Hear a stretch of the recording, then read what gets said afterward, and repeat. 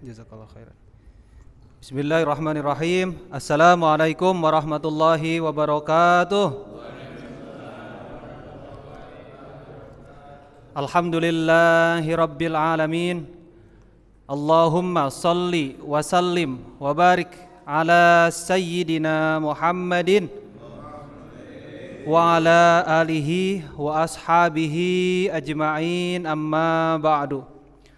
Qalu subhanaka la ilma lana illa ma 'allamtana innaka antal alimul hakim.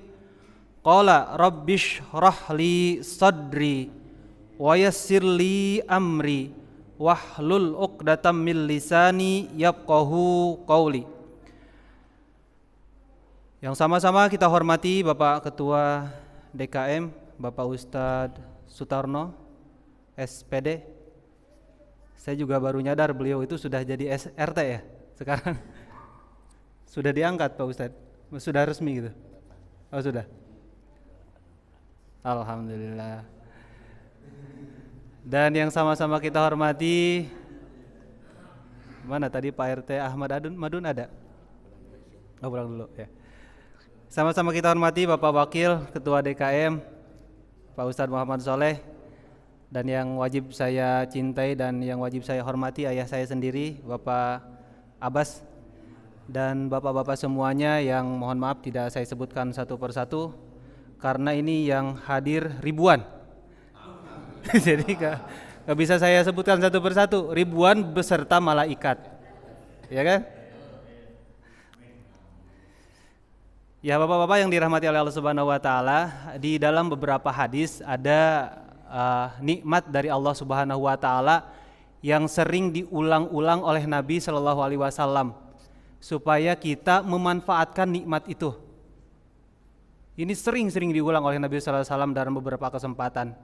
Salah satunya kata Rasulullah Shallallahu alaihi wasallam adalah ni'matani, ada dua nikmat.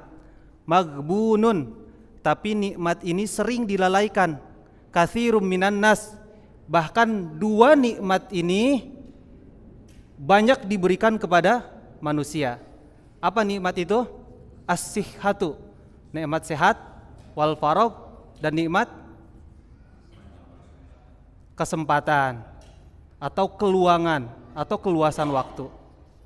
Dan dalam hadis lain Nabi SAW bersabda, "Igtanim khamsan qabla khamsin." Harus diingat dan dimanfaatkan 5 hal ini sebelum datang yang 5, kata Nabi. Apa diantaranya? Syababaka qabla haromika. Sehat masa mudanya kita sebelum masa tua. Masih pada muda bapak-bapak, ya kan?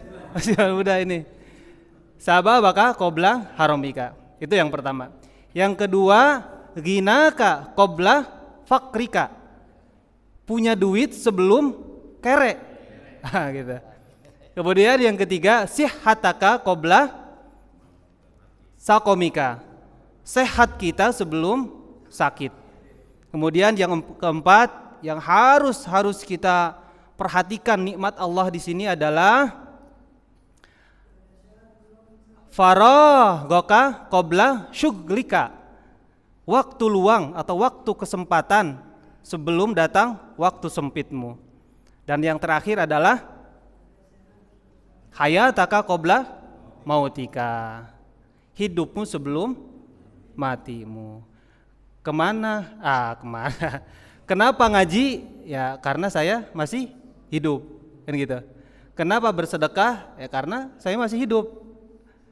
Alasannya gitu aja, mudah. Kenapa berbuat kebaikan? Karena saya masih hidup. Kata guru saya, mumpung kalian masih hidup, apapun kesempatan baik yang ada di depan mata, laksanakanlah. Karena ya lu masih hidup, kata guru saya kayak gitu. Ya.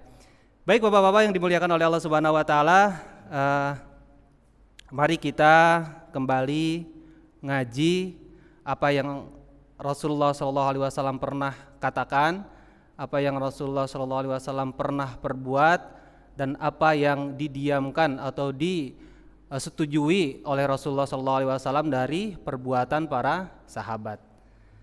Dan ketiga hadis itu insya Allah sedang kita kaji dalam kitab kita kali ini, yaitu kitab Bulughul Maram.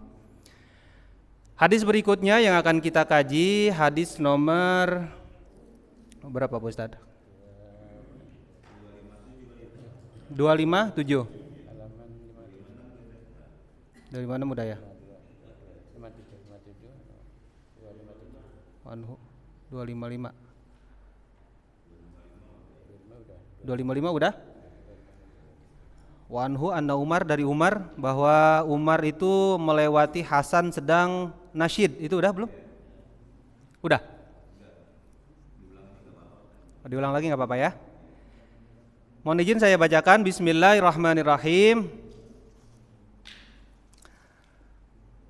Hadis 255. Hadis 255 halaman 57. Bismillahirrahmanirrahim. Wa anhu, dan masih dari Abi Hurairah, karena hadis sebelumnya itu dari Abu Hurairah. Jadi wa anhu itu maksudnya kembali ke Abu Hurairah. Anna Umar, sesungguhnya Umar, maksudnya ini adalah Umar bin Khattab radhiyallahu anhu. Marra, Umar melewati bihasana yunsidu fil masjidi, melewati Al Hasan bin Ali yang sedang bersenandung di dalam masjid. Nasyid itu adalah syair yang dilagukan, itu nasyid namanya. Dulu sekitar tahun 2000-an, 2005, 2010 itu banyak grup-grup nasyid. Nasyid itu adalah syair yang dilagukan. Kemudian falahadha ilaihi, Umar itu menatap sinis kepada Al Hasan. Tanda dia tidak setuju dengan nasyid yang dilagukan oleh Al Hasan di dalam masjid. Kata Al-Hasan, faqala, maka Al-Hasan berkata, qad kuntu unshidu fihi, bahkan aku sebelumnya pernah bernasyid di dalam masjid. Wa fihi man huwa khairun minka, padahal di dalam masjid ini ada orang yang lebih baik daripada engkau wahai Umar. Siapa orang yang lebih baik daripada Umar? Nabi Shallallahu Alaihi Wasallam. Ya, muttafaqun alaih, hadis ini ada di Bukhari, ada di Muslim.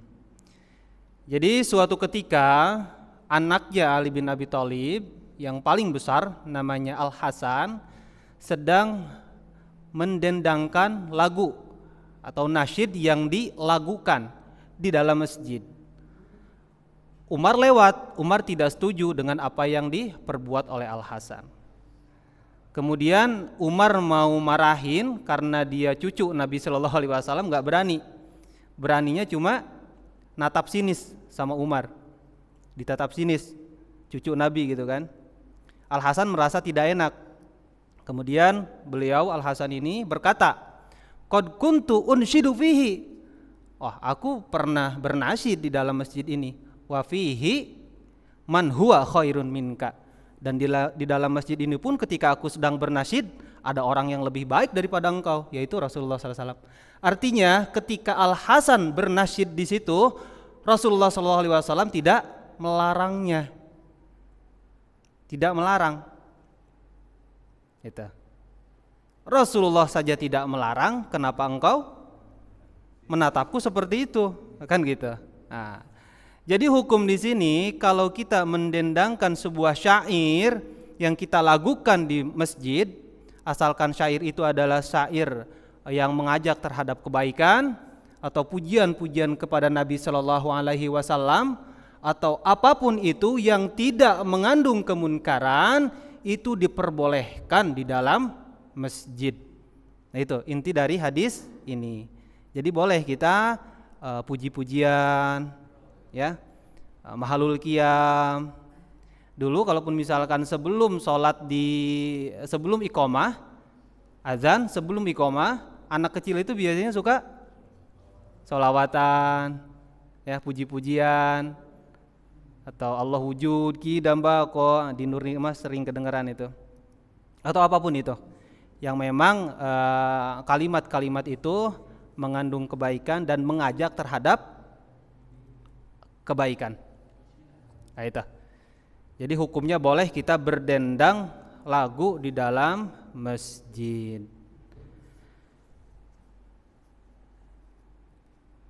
Ya, itu hadis yang pertama. Dilanjutkan hadis yang kedua. Wa anhu, dan masih dari Abu Hurairah radhiyallahu anhu, qala Rasulullah sallallahu alaihi wasallam. Rasulullah sallallahu alaihi wasallam bersabda, man sami'a rajulan yanshudu dhallatan fil masjidi, barang siapa yang mendengar ada seseorang yang mengumumkan kehilangan di dalam masjid, falyakul, kata Nabi, maka katakanlah, la raddahallahu alaika, semoga kehilangan yang engkau umumkan di dalam masjid tidak Allah kembalikan.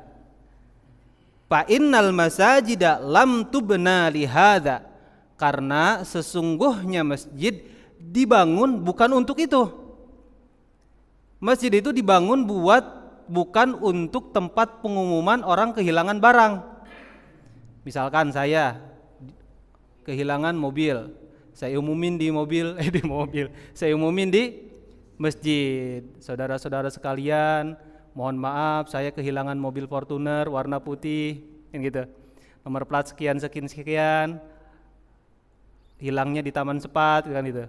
Nah, kalau ada yang mengumumkan seperti itu, kehilangan apapun itu, maka cepat-cepatlah berdoa kepada Allah, la raddahallahu alaika, semoga Allah Subhanahu wa taala tidak mengembalikan barang yang hilang itu kepada engkau. Itu sunnahnya seperti itu. Fa innal masajid lam tubna lihada, karena masjid itu bukan untuk itu, bukan untuk di tempat tempat dijadikan untuk pengumuman. Kalau pengumuman itu sifatnya pribadi, kehilangan itu kan sifatnya pribadi ya. Misalkan kehilangan barang, dulu kan kehilangan onta atau kehilangan apapun, itu kan sifatnya pribadi. Kalau pengumuman yang sifatnya kemaslahatan umum untuk masyarakat banyak, itu justru disyariatkan. Seperti halnya mengumumkan meninggal dunia seseorang. Karena itu mengajak orang lain supaya bisa segera mengurus mayat tersebut. Dan apabila nanti disolatkan, solatnya di masjid mana, kita bisa mengikutinya, kan gitu. Nah itu. Kalau pengumuman tersebut sifatnya pribadi, maka itu terlarang dan kita disunahkan untuk membaca doa la raddahallahu alaika. Semoga Allah tidak mengembalikan barang yang hilang itu kepadamu. Kita. Gimana? Kalau kehilangan anak, lapornya ke polisi, jangan di masjid, ke RT RW. Gitu. Jadi kalau sifatnya memang pribadi, itu terlarang di masjid. Kalau sifatnya untuk kemaslahatan umum, itu justru disyariatkan, dibolehkan.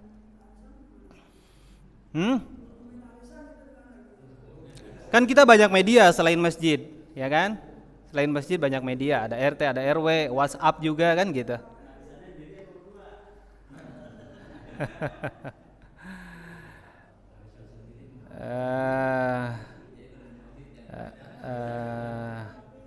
Satu lagi, setelah ini kita buka tanya jawab. Satu lagi hadisnya, bismillahirrahmanirrahim. Wa anhu, dan masih dari Abu Hurairah radhiyallahu anhu. Banyak ya Abu Hurairah. Banyak. Menurut suatu riwayat, Abu Hurairah itu meriwayatkan hadis sebanyak-banyaknya. Banyak berapa ya? 5.374 hadis. Itu dari Abu Hurairah. Makanya ini berturut-turut 1, 2, 3, 4, 5 dari Abu Hurairah. Dan ini masih dari Abu Hurairah radhiyallahu anhu. Anna Rasulullah sallallahu alaihi wasallam, sesungguhnya Rasulullah sallallahu alaihi wasallam qala, bersabda Rasulullah, idza ra'aitum, apabila kalian melihat, man yabi'u au yabta'u fil masjidi, apabila kalian melihat ada orang yang jual beli di dalam masjid, faqulu, maka katakan oleh kalian lahu kepada orang itu, la abrohallahu tijarataka, la abrohallahu tijarataka, semoga Allah tidak memberikan keuntungan kepadamu. Rawahu An-Nasa'i wa Tirmidzi wa hasanahu. Itu. Apabila ada yang jualan gorengan di dalam masjid, nah doainlah la abrahallahu tijarataka. Dulu saya nggak kepikiran gitu kan, kira-kira jualan apa di masjid yang memang memungkinkan orang bisa jualan gitu. Gorengan kan nggak mungkin, ya kan? Sekarang ada ternyata yang orang itu bisa dengan mudah bertransaksi di dalam masjid. Apa coba? Jualan pulsa, atau kita beli di Shopee itu kan buka-buka, tapi di dalam masjid. Baik yang jual di dalam masjid ataupun yang beli di dalam masjid, itu terlarang hukumnya. Ya. La abrohallahu tijarataka. Kalau kita melihat ada orang yang apa namanya? Praktek jual beli di dalam masjid, doanya itu jangan ngegereneng di pojokan gitu, enggak, langsung ke orangnya yang sedang melakukan transaksi. La abrohallahu alaika tijarataka, la abrohallahu tijarataka, semoga Allah tidak menguntungkan jual belimu, transaksimu. Nah gitu. Kalau nggak bisa Arabnya, langsung pakai bahasa kita. Nah, semoga Allah tidak memberikan keuntungan kepadamu. Kebalikan ketidakuntungan apa? Kebalikan keuntungan apa? Rugi kan? Ya, semoga Allah merugikanmu kan gitu. Itu. Ya. Bagus. Karena itu kan nahi munkar. Ya, mencegah kemunkaran. Itu. Ya. Apapun transaksi jual beli yang kita lakukan di dalam masjidnya, yang kita pakai untuk tempat sholat, itu tidak boleh. Adapun di luar, di pelataran, itu tidak jadi masalah. Ya, di teras-teras masjid gak jadi masalah. Asalkan bukan tempat sholat itu, tidak dipakai tempat sholat. Dan sekarang pertanyaannya, apabila ada transaksi jual beli di dalam masjid, apakah itu sah atau tidak transaksinya? Ya, sah atau tidak transaksinya? Betul, transaksinya sah. Tapi menurut Imam Syafi'i mengatakan transaksinya itu tetap sah, tapi haram. Sah kita berpindah kepemilikan gitu kan sah. Misalkan saya jual handphone nih, Pak Ustadz saya jual handphone, ya udah ini duitnya gitu kan, sah, tapi haram, nggak berkah. Yang jual nggak berkah, yang beli pun nggak berkah, sama-sama rugi. Gitu. Tapi menurut Imam Ahmad bin Hambal, transaksi jual beli di dalam masjid itu hukumnya tidak sah. Tidak sah, sama dengan mencuri. Meskipun sudah berpindah kepemilikan, di samping tidak sah dan hukumnya pun haram. Itu menurut Imam Ahmad bin Hambal. Itu. Yang saya temui cuma pendapat itu aja, 2 pendapat itu. Ya, itu. Baik, 3 hadis sudah kita bahas. Yang pertama tadi adalah hukum kita bernasyid di dalam masjid. Yang kedua mengumumkan kehilangan di dalam masjid. Yang ketiga adalah transaksi jual beli di dalam masjid. Sekitaran itu silahkan apabila ada yang mau didiskusikan. Ya, silakan.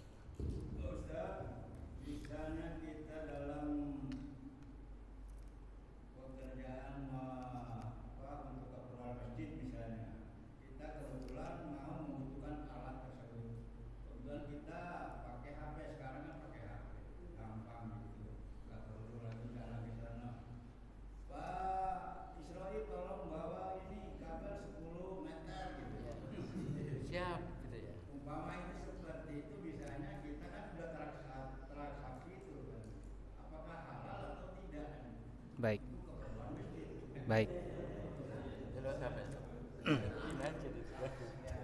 Gimana hukumnya kalau memang transaksi jual belinya itu adalah memang diperuntukkan untuk masjid, yang artinya diperuntukkan untuk kemaslahatan umat.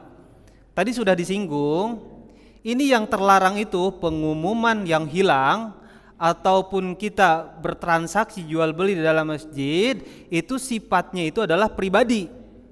Tidak ada keuntungan untuk umat. Tapi apabila itu ada kaitannya dengan umat, dalam hal ini untuk merenovasi masjid gitu kan, barang-barang untuk masjid, itu tidak apa-apa hukumnya. Mubah, boleh. Ya. Sah dan tidak haram. Kalau tadi untuk pribadi kan kata Imam Syafi'i syah, tapi hukumnya haram. Jelas ya? Kalau arisan Ustaz, untuk arisan ya, di warga gitu kan, kadang-kadang di warga nggak mau tempatan atau mengisi lain, dialihkan ke masjid arisannya gitu kan. Kemudian sambil kita arisan, ya ada yang merokok, tapi di luar ini ya, latar ini, itu gimana Ustaz? Bagaimana hukum arisan? Hukum arisan yang diadakan di masjid. Apabila ada orang yang agak keberatan ketempatan arisan, ya udahlah di masjid aja gitu kan. Nah ini, salah satu dari fungsi masjid itu adalah untuk mempersatukan masyarakat. Tujuan arisan di sini apa? Arisan tujuan utamanya kalau saya lihat arisan di RT atau arisan RW itu kan untuk mempersatukan masyarakat.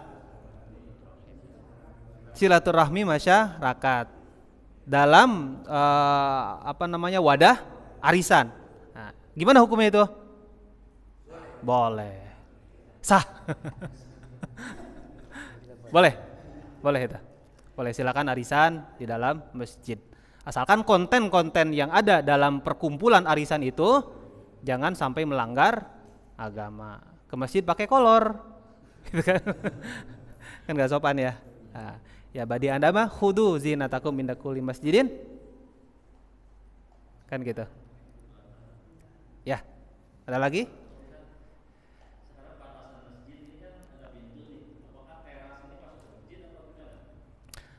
Baik, batasan masjid itu sampai mana?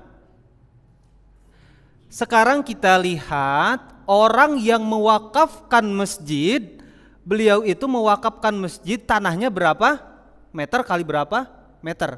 Itu yang jadi masjid. Itu yang jadi masjid.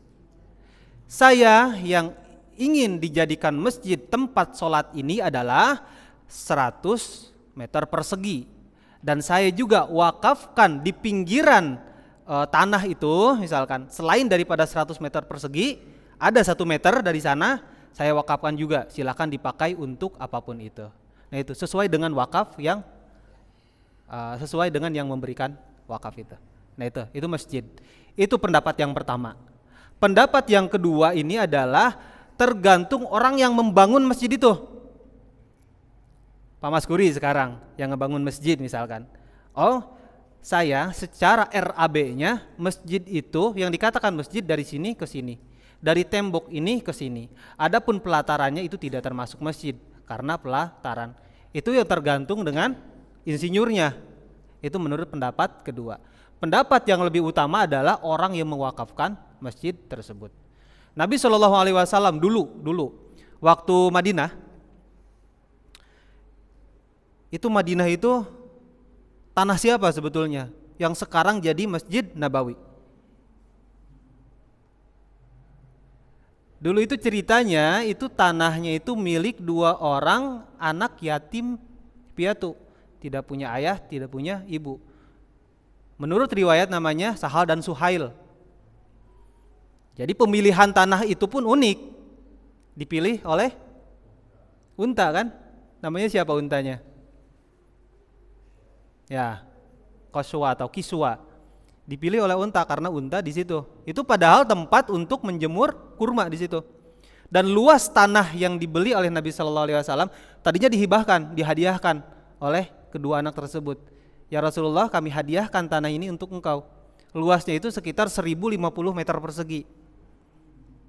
Tapi oleh Nabi SAW yang dibangun untuk masjid tidak semuanya. Tidak 1050 meter persegi, tapi sebahagiannya oleh Nabi yang dibangun sebagai masjid. Sebahagian yang lain adalah untuk rumah beliau dan istrinya, dan sebagian lagi adalah untuk ashabus sufah. Nah itu. Makanya tadi dikatakan bahwa sesuai dengan orang yang mewakafkannya. Karena Masjid Nabawi itu adalah secara hak itu adalah punya Nabi SAW, karena Nabi yang membeli kepada 2 orang tadi, Sahal dan Suhail itu. Nah itu. Baik, ada lagi? Ya, Pak Ustadz. Ya. Di sini tertulis la arbahallahu tijarata. Menurut saya la arbahallahu ya. Tapi di sini tertulisnya la arbahallahu tijarata. Semoga Allah tidak menguntungkan perdagangan. Di situ tertulis apa? La arbaha. Robaha itu menguntungkan. Betul, robaha. Bukan. Robaha. Arbaha. Ya. Arbaha yarbuhu. Arbaha itu ya dari robaha. Robaha itu untung. Kalau arbaha itu jadi fi'il muta'addi. Jadi kalau kita dalam bahasa Indonesia disisipi kata me. Jadi dari untung, robaha itu untung, jadi arbaha, jadi muta'adi. Jadi bahasanya itu kekitaannya itu nanti diterjemahkannya me. Jadi untung jadi menguntungkan. Semoga Allah tidak memberikan keuntungan kepada perdaganganmu. Gitu. Ya silakan ada lagi, Pak Isra'i, Pak Mas Guri maaf.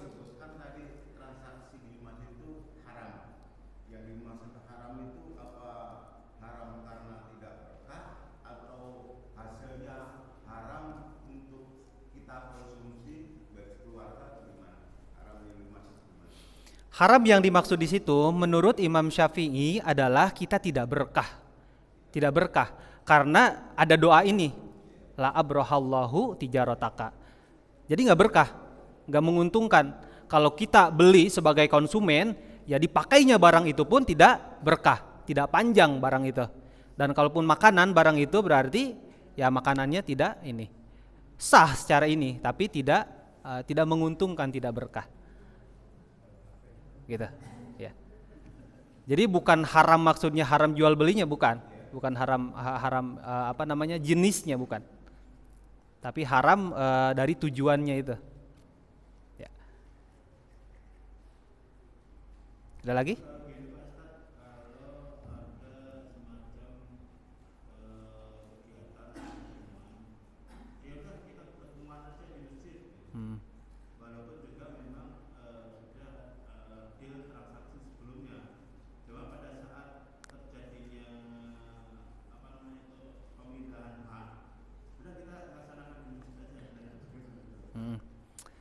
Gimana kalau prosesnya setengah-setengah?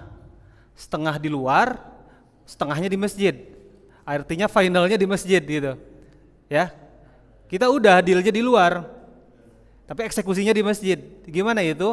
Keseluruhan itu yang tadi disebutkan terlarang di masjid. Kalau memang itu sangkutan hubungannya itu hubungan pribadi saja, maksudnya nggak ada kemaslahatan untuk umum. Ya. Jadi kan bahasanya di sini kalau kita cermati, man yabi'a au yabta'u. Orang yang menjual ataupun orang yang membeli. Bahasanya kan gitu di sana. Selagi teras itu tidak dimaksudkan masjid, itu boleh. Itu dia tadi. Yang maksud masjid itu mana? Gitu. Ya. Tapi kita sepakati sekarang masjid itu adalah bangunan yang ada di dalam tembok. Kalau Masjid Ar-Rahman ini yang dimaksud masjid itu adalah ya ini sebatasan tembok ini masjid. Kalaupun kita transaksinya di luar itu, meskipun itu sudah diwakafkan oleh Pak Rahman sebagai bagian dari masjid, itu tidak jadi masalah.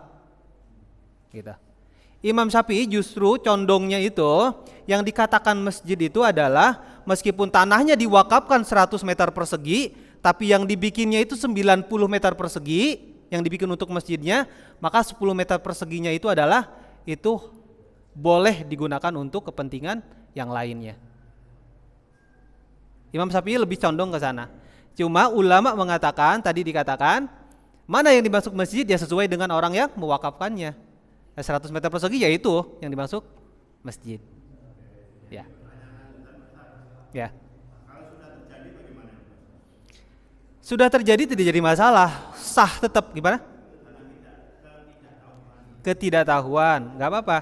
Karena kata Nabi Shallallahu Alaihi Wasallam, Innallaha sesungguhnya Allah tajawazali an ummati, meringankan untukku dari umatku ada 3, an-nisya'a lupa, wal khoto'a dan kesalahan, maksudnya kesalahan karena ketidaktahuan, wa mastukrihu alaih dan sesuatu yang dipaksakan sama dia.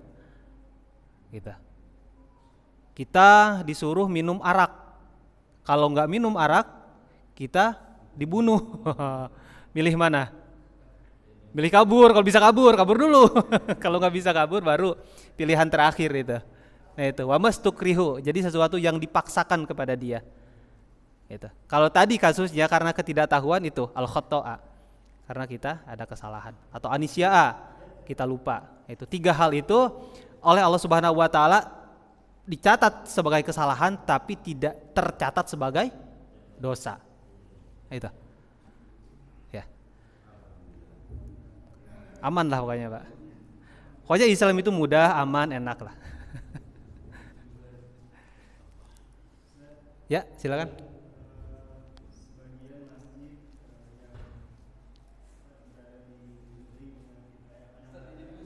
Baik. Oh iya ya baik.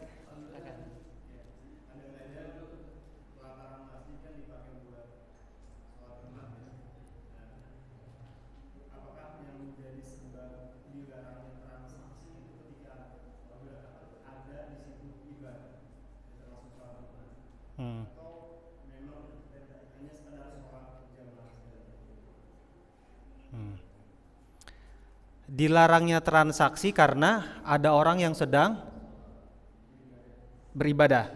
Baik. Kalau kita lihat syarah itu adalah penjelasan dari kitab ini. Jadi kitab ini banyak orang yang menjelaskan nanti. Jadi hadis ini maksudnya apa? Salah satu kitab yang menjelaskan hadis ini ada namanya Subulus Salam. Cuma masalahnya di Subulus Salam tidak ada pembahasan tentang yang ditanyakan tadi. Cuma kalau kita lihat dalam syarah yang lain, nah ini kan hadisnya itu ada di Sunan At-Tirmidzi dan An-Nasa'i.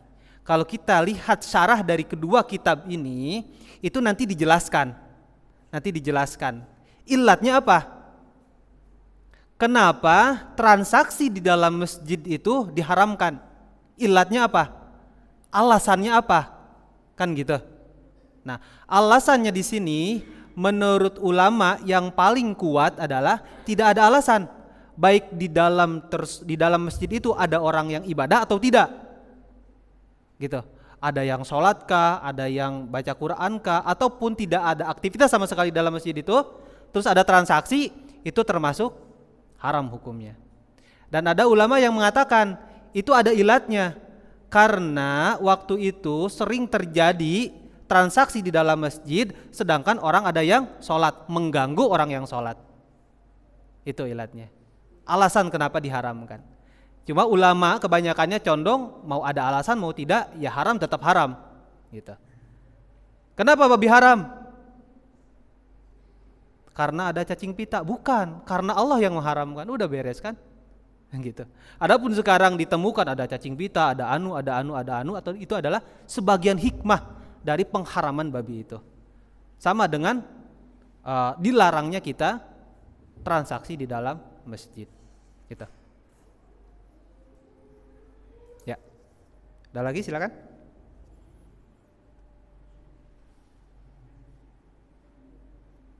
Istiqadu biha.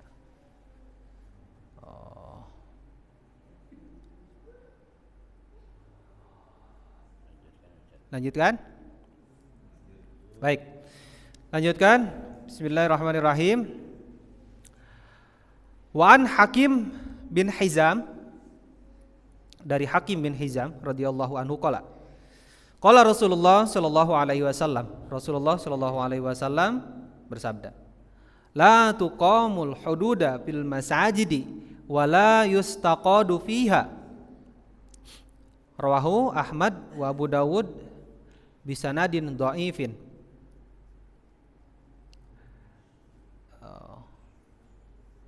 Baik. Kata Nabi Shallallahu Alaihi Wasallam, tidak boleh menegakkan had di dalam masjid. Had, hudud. Hudud itu adalah konsekuensi hukum terhadap suatu pelanggaran. Misalkan ada yang mencuri, dihukumnya di masjid, potong tangan.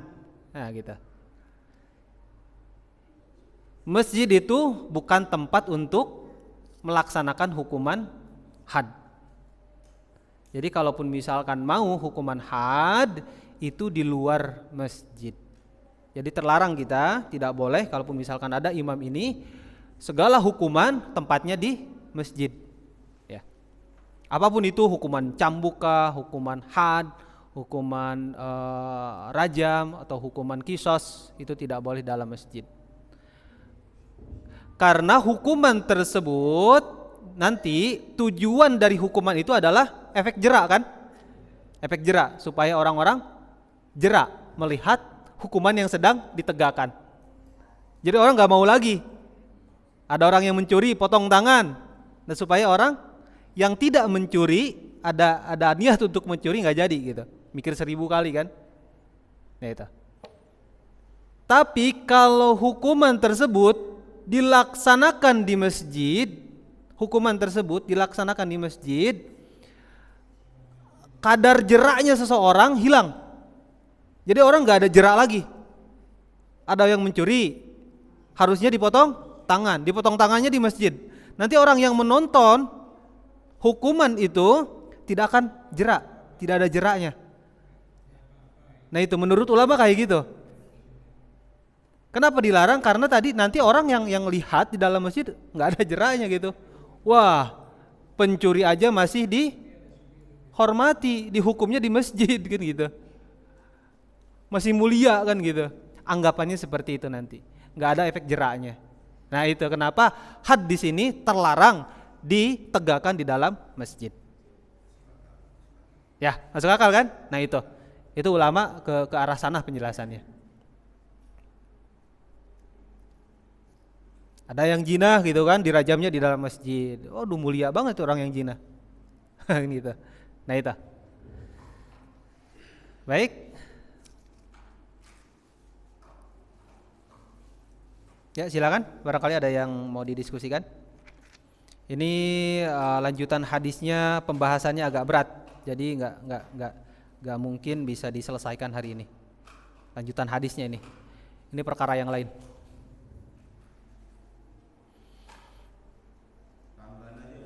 Ya.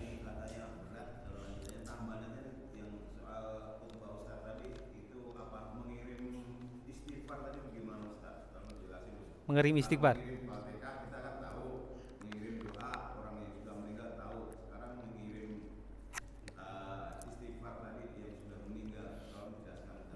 Baik. Sesuatu yang kita kirimkan untuk ke masjid ada dua. Ada ihda'us thawab. Ihda'us thawab itu adalah kita menghadiahkan pahala kita kepada mayit. Misalkan baca Al-Quran, apakah itu sampai atau tidak? Imam Ahmad mengatakan bahwa itu sampai. Kalau kita datang ke kuburan kemudian salam kepada ahli kubur, kemudian membaca qul huwallah, falak bin nas, itu sampai kepada orang yang ada dalam kubur. Bahkan kita pun dapat pahala sebanyak pahala yang orang-orang yang ada di dalam kubur itu. Itu yang pertama, ihda'us thawab. Imam Ahmad mengakuinya bahwa itu adalah sampai. Bahwa Umar bin Khattab pun mengatakan bahwa ada orang yang mati di antara kalian, bacakanlah ayat-ayat terakhir dari surat Al-Baqarah, lillahi ma fis samawati wa ma fil ardh, sampai terakhir. Itu sampai kepada mayit. Imam Ahmad yang mengatakan. Kemudian sekarang istighfar. Apakah istighfar sampai kepada mayit? Itu tidak ada pertentangan sedikit pun di antara ulama bahwa istighfarnya kita untuk mayit sampai kepada mayit.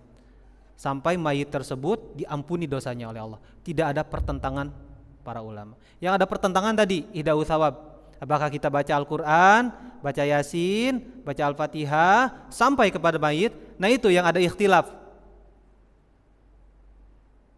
Itu yang diributkan dan itu yang dijadikan alat untuk pemecah belah kita. Ya, kalau itu udah beres kan kita udah paham. Nah sekarang masalah istighfar sekarang. Justru itu yang tidak ada perbedaan. Semua ulama sepakat bahwa istighfarnya kita untuk mayit sampai. Allahumma ighfir lahu warhamhu wa'afihi wa'fu anhu. Itu kan contohnya. Dalam salat jenazah kita kan ada doa itu yang kita panjatkan. Berarti sampai ke mayit. Artinya mayit tertolong dengan istighfar kita. Dalil lain di Al-Quran surat Al-Hasyr karena ya akan ada ayat kan ada orang-orang yang datang dalam Al-Hasyr ayat 10 nanti bisa dilihat. Ada orang-orang yang datang setelah kalian, setelah mereka maksudnya muhajirin dan ansar yang berdoa Rabbana ighfir lana wali ikhwaninal ladzina sabaquna bil iman.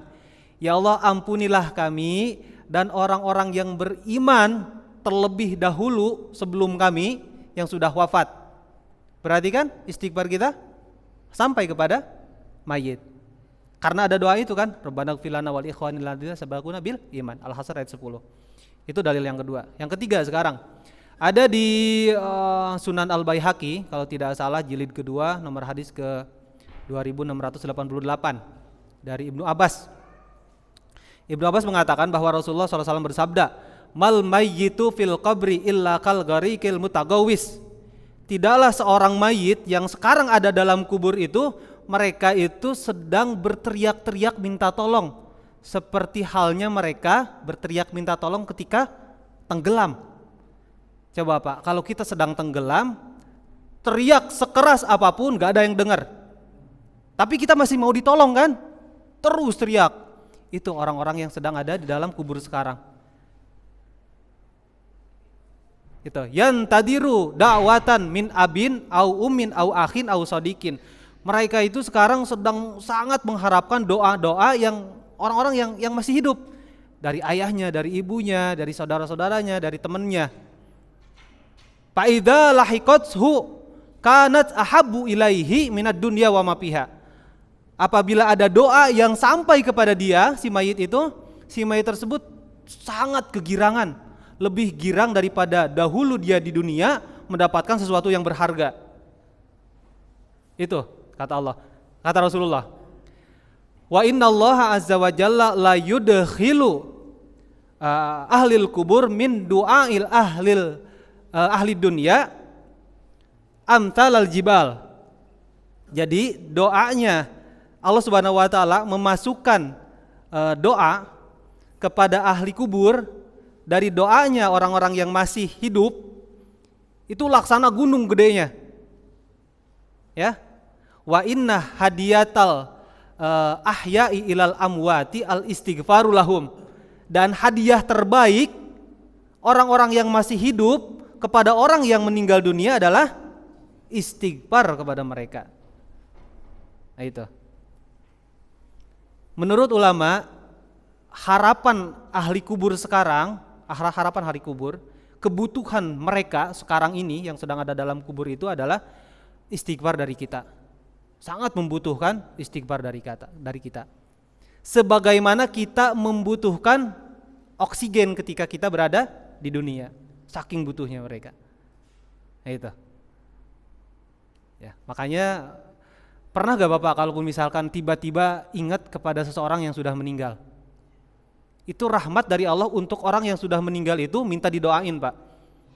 Buru-buru Allah maghfirlahu warhamhu wa'fihi wa'fu anhu. Ingat sama mama, sama ayah misalkan yang sudah wafat. Langsung Allahumma maghfirlahuma warhamhuma wa'fihi wa'fu anhu. Gitu. Ya. Jadi tidaklah ingat kita terhadap orang mati kecuali Allah Subhanahu wa taala kasih kode kepada kita, tuh doain orang yang sudah meninggal. Gitu. Ya. Itu jawabannya mungkin. Jadi dalam artian istighfar untuk misbah itu bukan berupa dalam lafaz astagfirullahaladzim saja. Kalau astagfirullah kan aku meminta pertolongan, aku meminta maaf kepadamu ya Allah, aku meminta ampunan. Kalau untuk mayit adalah Allahumma firlahu warhamhu wa'afihi wa'fu anhu. Atau untuk kedua orang tua adalah Rabbighfirli wali walidayya warhamhuma kama rabbayani saghira. Itu istighfar untuk orang-orang yang sudah meninggal. Itu barangkali ada lagi? Cukup kayaknya ya. Ya, alhamdulillah. Bapak-bapak, mohon maaf apabila ada salah-salah kata atau kekurangan dari saya. Usikum wa nafsi bitaqwallah. Assalamualaikum warahmatullahi wabarakatuh.